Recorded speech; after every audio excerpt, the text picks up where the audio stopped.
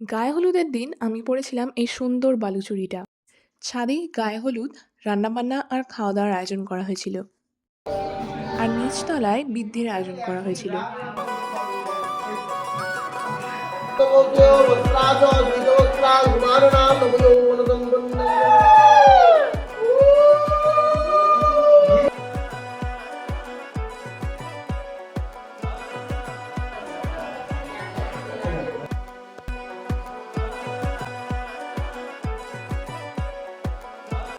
এই হচ্ছে আমাদের ঠাকুমা। এরপরে শুরু হয়ে যায় গায়ে হলুদ।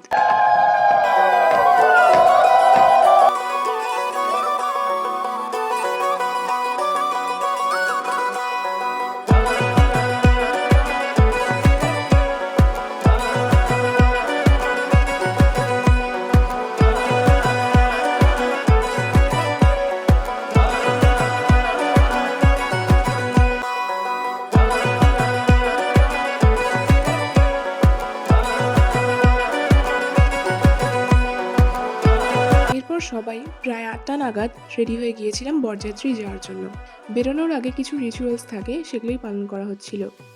পুরো বাড়িটাকেই খুব সুন্দর করে সাজানো হয়েছিল। আমাদের ট্রেন ছিল প্রায় ৯টা নাগাদ, মালদা থেকে নৈহাটি। বরকে নিতে এসেছিলেন মেয়ের বাড়ির দাদা বৌদি। এরপর আমরা সবাই স্টেশনের দিকে রওনা দিই। আজকের মতো এখানেই, দেখা হবে নেক্সট ব্লগে।